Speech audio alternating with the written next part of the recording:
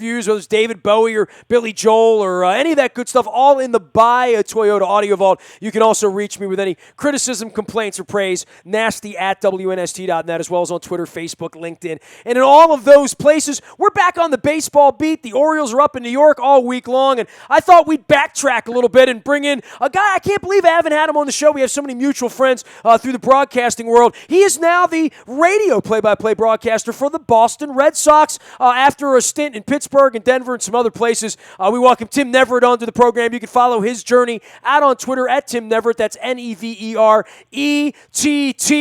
Man, we got a nice little hot pennant race going on here from Boston to Toronto to Baltimore, don't we, Tim? Yeah, it's a good three-team race in the American League East, and you know the Orioles, they just won't go away. They won't fade. They've got too much offense, it seems. The year that Mark Trumbo is having is really helping to carry them. And of course, the offense with Toronto is amazing. And when you look at the two offenses of Baltimore and Toronto, then you look at the Red Sox, and they lead in runs scored, batting average, and a number of other categories. And that's just not the American League. That's all of baseball. So, yeah, it's really an incredible division right now, and it will be a three-team race. The trading deadline's coming up. The Red Sox have already made 4 trades, and who knows what else they've got up their sleeves. And I think that it's going to be a good, fun run here as we get into August and September. Look, I'm not saying the Orioles don't want to win, or they certainly haven't won, right? But I feel a sense of urgency from Boston in Ortiz's announced last year, and I also sense that in Toronto there should be some urgency, given that how they're going to have to bust that thing up, at least offensively. You know, I don't sense that kind of urgency, or they have to win this year from the Orioles, which is really kind of a shame, especially given the last few off seasons where they haven't had the best off seasons, and certainly they haven't, had the best off season signings from the pitching perspective, which is where they're lacking right now. And I don't know that they have the firepower to go out and make the kind of deals. I mean, clearly Pomerantz would have looked better every fifth day coming from the left side in orange than he looks in red right now. Yeah, we'll see. I mean, with Pomerantz getting his first start, against the Giants as an American League guy, he's already made 3 starts against San Francisco as a member of the Padres this year, so he's got a lot of familiarity. You know, he's a guy, he nibbles a little bit, but he does have 115 strikeouts. He does walk a few guys here and there, but to get 8 wins for that Padre team in a pitcher's ballpark, where you just don't get many hits and many home runs, and to keep his ERA at 2.47, I thought that was pretty impressive for what he did. Of course, an all-star bid, too, for Pomerantz. But, they were looking to try to get Rich Hill from the Oakland Athletics, but they couldn't work out a deal. And it's funny because I believe it was Sunday that Hill had to leave the game after just 5 pitches with a bad blister on his finger. And sometimes those things can linger, and you just don't know what you're going to get or how it's going to heal. It's a little tiny thing, but it can be a big thing when you're a pitcher. So Rich Hill's going to be available, I think, and I think that the Orioles would have an interest, in my opinion, with Rich Hill because he is the best, I think, starting pitcher available now. Pomerantz is gone. We'll see, who else is available in terms of the starting pitchers. Maybe Sonny Gray, maybe Rich Hill's teammate could be put on the block as well. But there's going to be some activity. I would expect the Orioles' name to start coming up here as we get closer to the deadline, because if there's no sense of urgency in Baltimore, you'd have to ask yourself why. This is a team that's been in first place the majority of the season, and if they think they've got enough right now, well, the teams behind them are trying to make changes so that they can be better down the stretch when it counts. Well, I think when you're trying to make a deal in early July or mid-July, you have to offer your best, and certainly Anderson Espinoza, 18, and we've heard a bunch of names of 18-year-olds, but this is clearly a chip that the Red Sox did not want to give up. Yeah, but you know what? He's 18.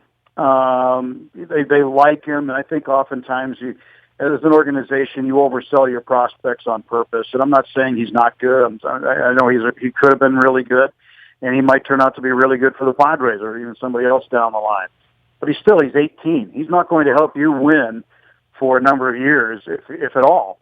So I don't think the Red Sox, in the grand scheme of things, gave up very much. I know the A's wanted Anderson Espinoza too, but the Red Sox said no, but then they said yes to the Padres, and I don't know the inner workings of the decision or why, but I do know that the A's wanted Espinoza as well.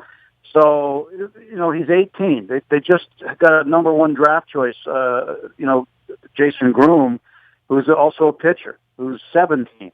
So, I don't know. I don't get too hung up on trading prospects.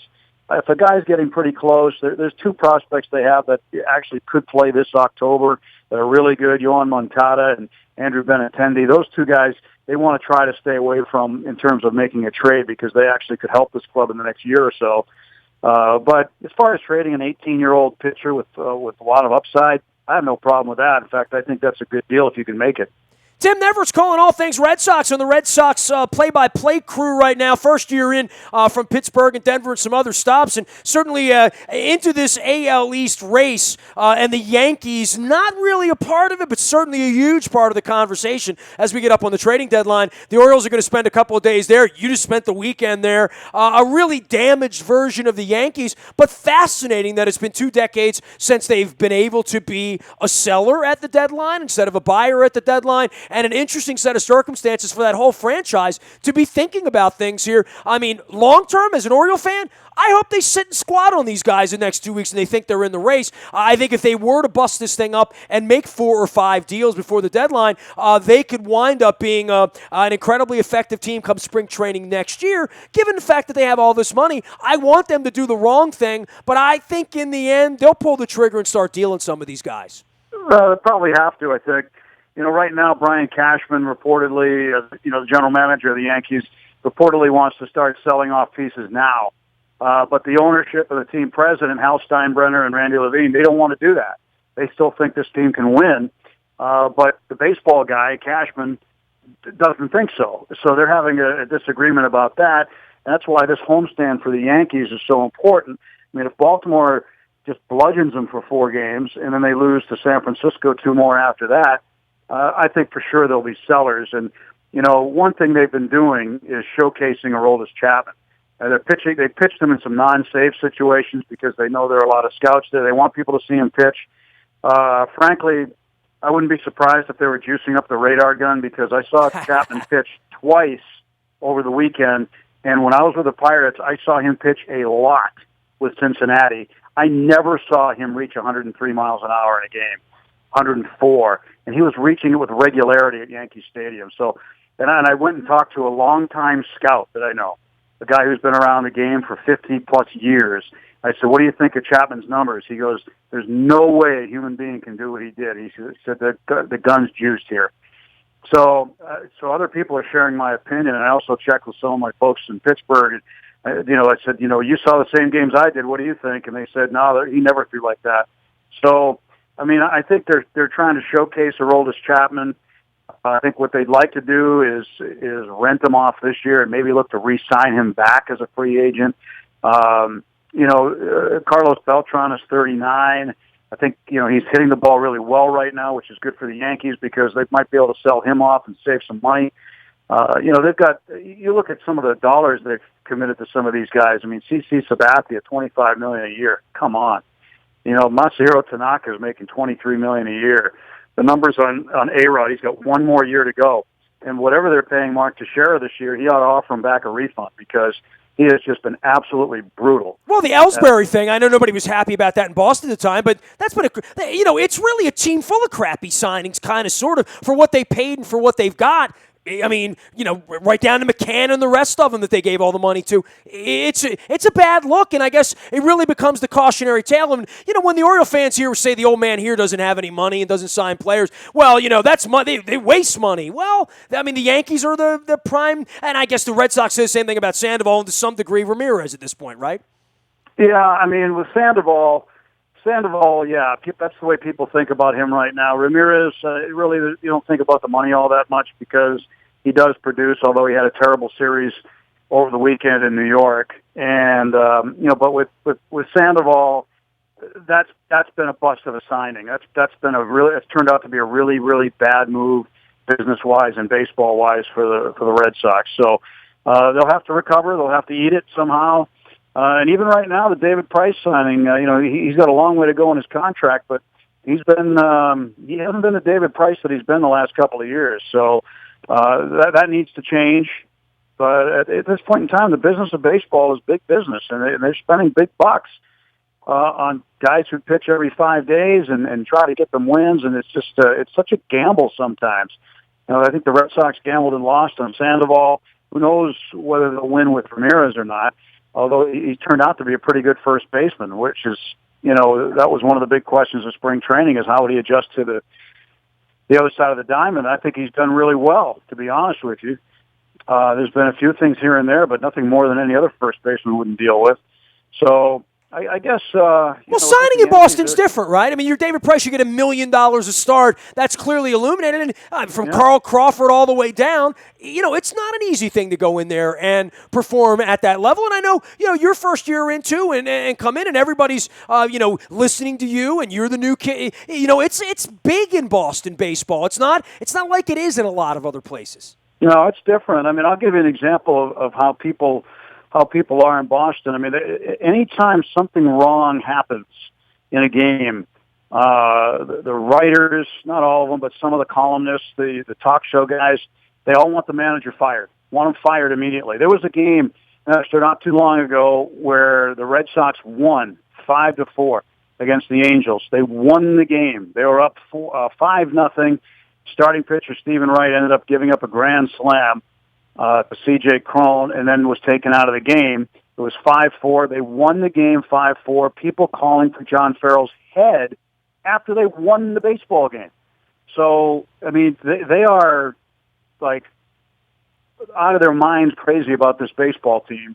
And well, you're from that part of the world, though, right? I mean, you've ventured all over the world and out to Denver and Vegas and all these other places. But, I mean, my wife's from where, you're from Nashville, New Hampshire. My wife's from Manchester. I sense it every time I'm in New England. The Patriots are nice, and we like the Celtics and the Bruins and all that good stuff. But it's, the Red Sox kind of rule the roost there. And last place just is unacceptable. And I guess to my point here, if the Orioles make the playoffs, make a nice little run, and, they lose in the first round, nobody's going to burn down the mission here. But if the Red Sox lose in the ALCS, it's not good enough there, even after three parades, right? Right. Well, they've been spoiled in recent years, so they expect it every year. And I think people really want to see it for David Ortiz last season, but they definitely want to see it because it's been 3 years since they won their last one, and for people around here, that's a long time considering how long they waited for the first one in 2004. Not the first one, but the most recent one that got him off the schneid after 86 years. But I think that people here are very, very provincial. They care, and the reason they complain so much is because they care. And if they didn't care, then there'd be a big problem. But I think that, I grew up around it, so I understand the mentality. I understand that, people get angry about it when things don't go well. Sunday night, for example, the Red Sox lose to the Yankees on national TV, but they beat them the previous 2 games. And what people need to understand about baseball is you're there to win series. You don't have to sweep all the time. If you win 2 out of 3, 3 out of 4, you're in the postseason. It's just math. That's how the math goes. So, you win 2 out of 3, that's great. Move on to the next series, try to win that series. So that's how you have to handle the grind of a 162-game baseball season. You can't sweep every opponent. You're not going to go 162-0. No team ever has. No team ever will. Well, and I think for a lot of franchises. By the way, we're chatting with Tim Neverett, the voice of the Boston Red Sox. For the Red Sox and the Orioles this year, really getting career kind of years out of several players that maybe in spring training we didn't know Jonathan Scope was going to be at 300. Certainly didn't know what Trumbo had under the hood, and maybe even to some degree Brad Brock and some others. For the Red Sox, Stephen Wright's been this incredible thing that they didn't know they had, and certainly in the big 3 of Bogarts and Betts and Bradley, they needed to see this. They wanted to see it, but I don't think anybody could have predicted this kind of a year for that trio. No, not really. I think with Bogarts, people expected him to be really good. Same with Mookie Betts. They expected him to be really good. They knew they'd get unbelievable defense out of Jackie Bradley Jr., which they are, but the offense has been there as well. The biggest surprise, obviously, is Stephen Wright because he was going to be a reliever, and he might not have. He knew he was going to make the club because he was out of options. So he really had a relaxed attitude. Went in there, a couple of guys went down. All of a sudden, he finds himself in the 5th starter's role. Now he's the team's ace. He really is. And he is one of the biggest surprises in all of baseball. And, at spring training, you're looking at the Orioles. They started out 0-10 in spring training, and it goes to show you spring training results mean nothing. They mean zero, especially for veteran players. People get hung up in spring training stats and numbers and wins and losses. Nobody's throwing a parade for the Grapefruit League champions ever, so it doesn't matter. but they came around, and they play hard, and Buck knows what he's doing. And I don't think anybody saw Trumbo doing this. In fact, I remember having a conversation with some of the Orioles folks in Sarasota. They didn't know where Trumbo was going to play. They didn't think he'd even be playing right field. But that's how things turn out. And if you hit, they're going to find a place to stand you up. And if you crush home runs, they're definitely going to keep you in the lineup. Well, that would also be the case of your old pal Pedro Alvarez, right, who didn't really have a position, certainly not in the National League. The Orioles picked him up at the end of the end. He was almost a homestead homie. He had nowhere to go, right, and has been a real nice complimentary piece for what the Orioles are trying to do with their bats. Yeah, there was some talk about the Orioles, even in the winter, relating to Pedro Alvarez. I think they were kicking the tires even as early as December with Pedro, but it didn't, finalize everything until March. I've talked to him about his transition to the American League, and with a designated hitter, he does get some more at-bats than he might have had he gone to a National League club, because he'd be a platoon player in the National League now. More than likely. And the Orioles are giving him a chance to play third base, too. I've seen him do a lot of early work out at third whenever he's played against the Red Sox. And, he's really enjoying it. He likes being around Buck. He's got a, good, long-standing relationship with John Russell, anyway, the bench coach for the Orioles. Sure. So I think he's in a pretty good spot. But he's a guy with a game-changing swing, unless he gets a changeup from a right-handed pitcher. That's his kryptonite. Tim Neverett calling all things Red Sox. So, Tim, I've said this to a couple people this week, and I'm kind of unabashed about it. If you gave me $1 right now and said who's going to win the American League East, I'd take the Red Sox. I like the fact that they went and got a real arm, a now arm, a front of the rotation guy, at least over the next 12, 14 starts to see how it's going to work out. I would bet my dollar on the Red Sox for now. Yeah, and I don't. The team's obviously serious because they had to help the bench, get some bench help, got some pitching help, got some relief help. I love the pickup of Brad Ziegler. He's a wizard on the mound. He baffles hitters, and it's really good to have him in the back end. But if they didn't make another move, I wouldn't be totally surprised. But part of me would be surprised if they don't have one more thing up their sleeve. I think they're going to attempt to continue to move before the deadline to even improve the club more. Well, I tell you what, we'll be watching here daily as the ups and downs like a stock market at this point, but it certainly has made for a great summer. It's not often, Tim, I could say the first place Baltimore Orioles go to Yankee Stadium after the All-Star break. I've been on the radio 25 years, only the third time I've had a chance to say that, so I'm saying it a lot here this week. Tim, always a pleasure, man. I really appreciate it, and I'm sorry I didn't know you were on the Root Network last year in Pittsburgh when I was up there for our 30-30 Give-A-Spit, but we had a great day, and I appreciated us saying hello to you and Robbie Inchbukowski up there in Pittsburgh, and we'll see you next time you come through here with the Red Sox, man. Yeah, I was actually in the booth when the game on TV when they interviewed you with our sideline man, Robbie, still. So I remember that. And it was a little weird because I was wearing my Ravens hat next to Mike Tomlin, and that probably didn't go over real big in Western Pennsylvania. It doesn't. Anything Ravens doesn't fly very well in Steeler country, no.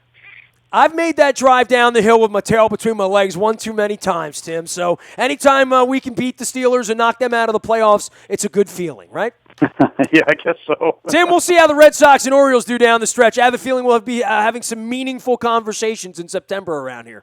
Yeah, I think so. I think that the AL East is going to be the division race to watch, so it's going to be some fun. Hey, great having you on. Thanks for the time.